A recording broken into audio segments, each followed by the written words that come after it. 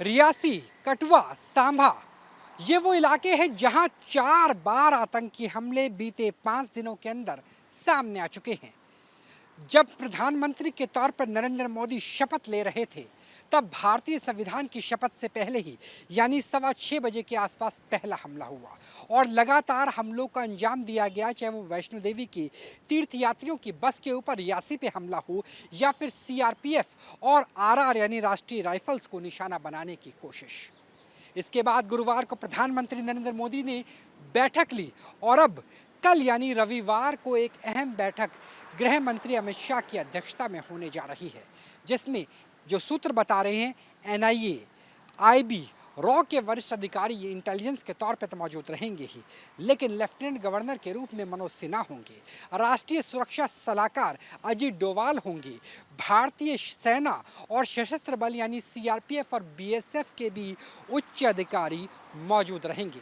दरअसल बीते 3 से लेकर 4 सालों में जैश-ए-मोहम्मद और लश्कर-ए-तोयबा ने नाम बदल के जम्मू कश्मीर में अपने आउटफिट्स को एक्टिव किया है। आतंकवाद अपनी जगह बदलता है और यही वजह है कि पीर पंजाल की जो पूरी की पूरी भौगोलिक रेंज है, जो जम्मू और कश्मीर को अलग करते हैं, खासतौर पे जम्मू रीजन के आसपास, वहाँ पर आतंकी गतिविधियों में अच्छी खासी तेजी देखने को मिली है। लॉन वुल्फ अटैक से लेकर के टारगेट किलिंग तक देखने को मिली है और बीते एक सप्ताह में इसमें काफ़ी ज़्यादा तेजी आई है। यही वजह है कि प्रधानमंत्री नरेंद्र मोदी ने बुधवार को सबसे पहले अपने स्तर पर बैठक ली और पूछा कि किस तरह के कदम उठाए जाने हैं। कदम उठाने इसलिए भी महत्वपूर्ण हो जाते हैं क्योंकि आने वाले कुछ महीनों के अंदर केंद्र सरकार की कोशिश है कि निष्पक्ष तरीके से विधानसभा चुनाव करवाए जाए, क्योंकि सुप्रीम कोर्ट की भी ये नज़र है कि विधानसभा के चुनाव जम्मू कश्मीर में कम होंगे, क्योंकि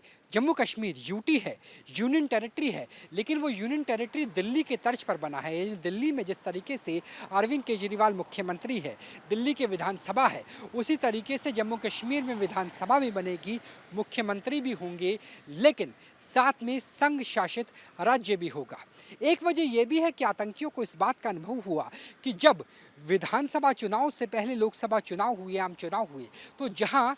लोकसभा चुनाव में 2019 यानी धारा 370 और 35A हटने से पहले जो वोटिंग टर्नआउट है वो 7 से लेकर 12% कहीं कहीं देखने को मिलता था। अब 45 से लेकर 50% जनता बाहर निकली और अपने प्रतिनिधि के तौर पे, अपने नुमाइंदे के तौर पर अपने मताधिकार का उपयोग किया। जब लोग वोट करने के लिए निकलेंगे, जब मेन स्ट्रीम की राजनीति होगी और हुर्रियत जैसे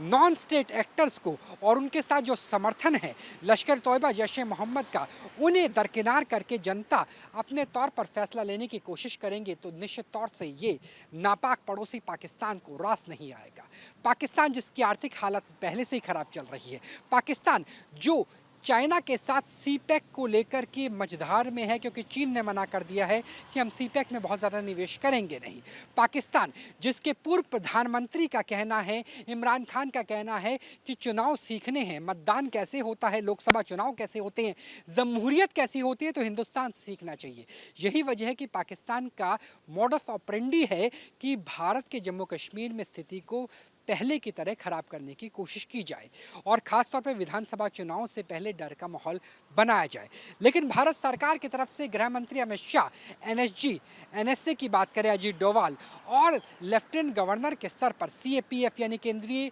सशस्त्र सेना बल और उसके साथ जो बाकी हैं